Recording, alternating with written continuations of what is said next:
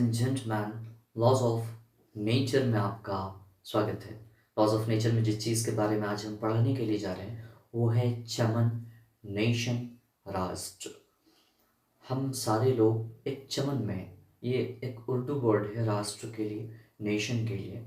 जिस चमन में कई तरह के रंग हैं, रूप है, हरियाली है, कई तरह की चीज़ें हैं, जहाँ पे बहबूद व अयाज के मतलब प्रॉस्पेरिटी के सारे अनासर पैदा हैं, उसे हम राष्ट्र कहते हैं, जहाँ से हमारी पैदाइश होती है।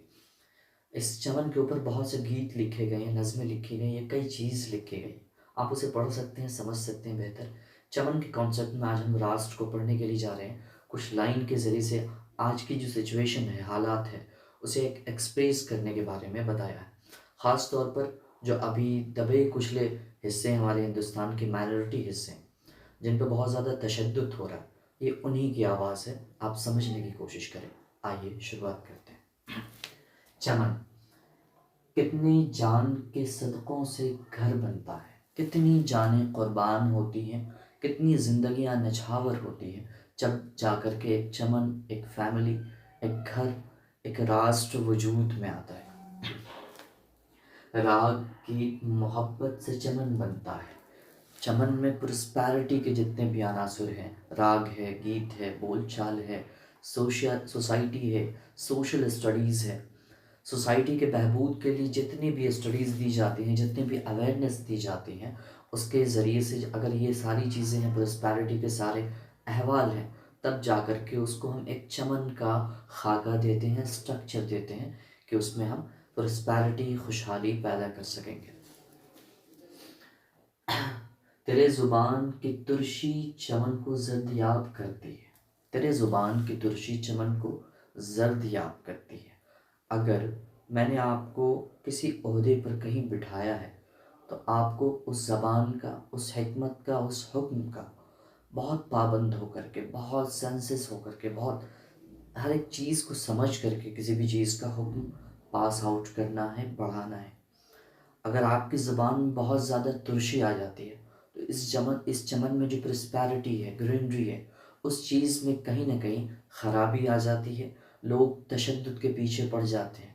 अलबत्ता ये कि आप इस ज़बान से इतनी गंदी ज़बान इस्तेमाल कर रहे हो, इतनी तुर्श ज़बान इस्तेमाल कर रहे हो, जिससे इंसानों के जज्बात को उभारते हो, उनके अंदर तशद्दुद पैदा करते हो, उनके अंदर दुश्मनी की आग, बीज बोते हों, जिससे इस चमन का निज़ाम बिगड़ता है। इंसानों के पुतले बनाकर इंसानियत मिस्मार करती है। ये जो हुकूमत है, ये इंसानों के पुतले तैयार करती है। पुतले से मुराद है इंसान जैसा पुतला बनाना, मगर हकीकत में वो इंसान नहीं है। इंसान के पास जज्बात हैं, इमोशन है, सारी चीज़ें हैं। वो किसी इंसान का कत्ल करने से पहले एक बार सोचता है, जानता है कि किसी के ऊपर मैं तशद्दुद करूँगा, किसी को अगर मारने की कोशिश करूँगा तो उसके जज्बात गवारा नहीं करते। और ये हुकूमत जो है उन इंसानों में उस इंसानियत को निकाल कर एक पुतला तैयार कर रही है, जिसके ज़रिए से वो इंसानों का कत्ल करना चाहे। ऐ लावलद तुझे क्या खबर है, एक जान को पालने में जान लगती है। जिनकी कोई औलाद नहीं होती है ना, जिन्हें कोई परवरिश करना नहीं होता है ना, उन्हें इस बात की भी खबर नहीं होती है कि एक जान को पालने में, एक परवरिश करने में कितनी सांसों की कुर्बानी लगती है, कितनी क़ुव्वत लगती है, कितनी जान लगती है। उसको ये तंज़ किया गया है। अपने जान से सींचा, ऐ लावले तुझे क्या खबर है, एक जान के पालने में जान लगती है।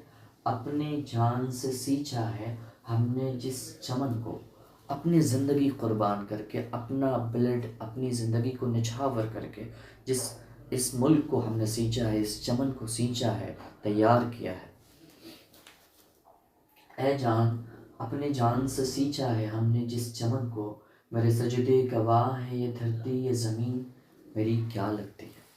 ये इस धरती, ये ज़मीन, मेरे सजदा ये गवाही देता है, मैंने जो इस पे सजदे किए हैं वो ये गवाही देता है कि मेरे लिए इस धरती के लिए, इस चमन के लिए, इस हिंदुस्तान के लिए कितनी मोहब्बत है, कितनी झुकाव है। इस चमन को हमने अपनी ज़िंदगी लगा करके सींचा है। इसे हमें अपना कहने का पूरा हक़ है। इस एतबार से हमने इसके सजदे किए हैं, सारी चीज़ें की हैं। तो कहीं पर हमें ये जवाब देने की ज़रूरत नहीं कि हम हिंदुस्तानी हैं या नहीं हैं। ایک مائنورٹی کی یہ آواز تھی، آپ تک ہم نے پہنچانے کی کوشش کی ہے۔ آشا ہے آپ اسے صحیح طور پر صحیح آنکھوں سے دیکھ سکیں، کسی تشدد کا شکار نہ ہو پائے، حقیقت کی نظروں سے چیزوں کو دیکھ سکیں، سمجھ سکیں۔ شکریہ۔